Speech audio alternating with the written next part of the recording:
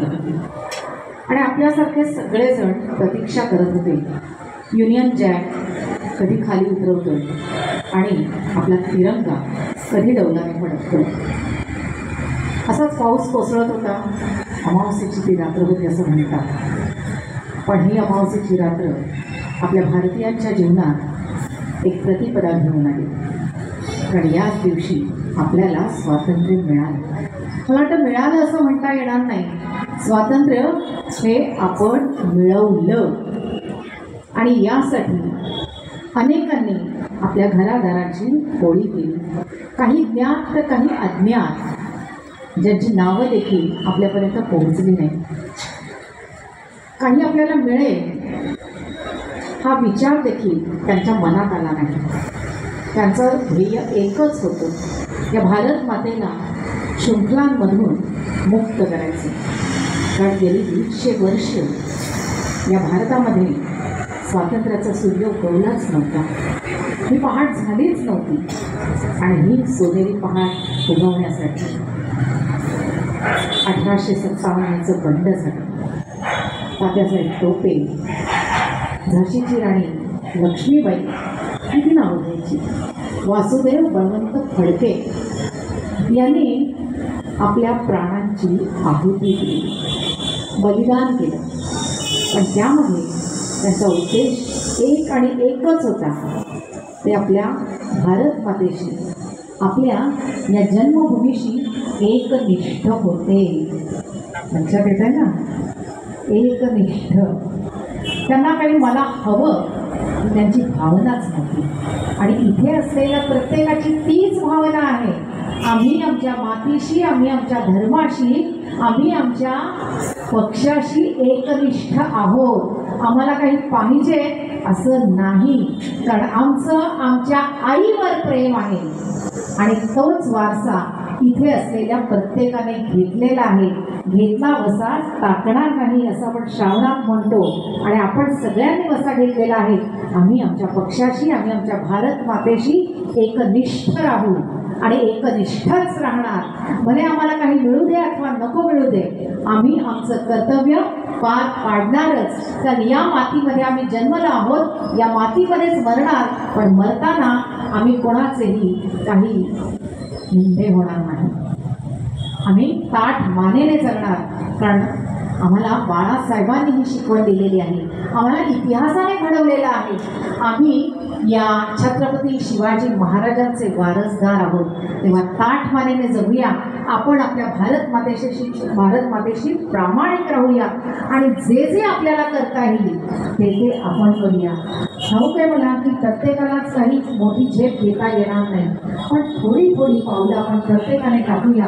मला माझ्या भारत मातेशी प्रामाणिक राहायचंच आहे, हाच आपण वसा घेऊया आणि घेतला वसा आपल्याला टाकायचा नाही. आज आपण आपला स्वातंत्र्य दिन आणि 15 ऑगस्टला साजरा करणार आहोत, पण तत्पूर्वी आज इथे आपण ध्वजवंदन करणार आहोत. हा ध्वज जो शिरीष कुमारने सुद्धा, म्हणजे अगदी कोवळ्या वयातल्या मुलाने सुद्धा खाली टाकू दिला नाही, त्याचा अपमान होऊ दिला नाही, ही जाणीव आपल्याला ठेवायची आहे. यासाठी भ्रष्टाचार हा समूळ आपल्याला नष्ट करायचा आहे. हीच मला वाटतं आपण आपल्या मातेला दिलेली आदरांजली असेल. कारण आपण या स्वतंत्र भारताचे नागरिक आहोत. लोकमान्य टिळक, महात्मा गांधी, पंडित नेहरू, डॉक्टर बाबासाहेब आंबेडकर यांचे आपण वारसदार आहोत. त्यांनी आपल्याला शिकवण दिलेली आहे. असे कितीतरी नेते आहेत की जे फक्त आपल्या कर्मातूनच आपल्याला शिकवून गेलेले आहेत. ते आपल्याला पुढच्या पिढीसमोर ठेवायचं आहे आणि त्याचसाठी डौलाने हा आपला तिरंगा फडकणार आहे, त्याला आपण फडकवत ठेवणार आहोत.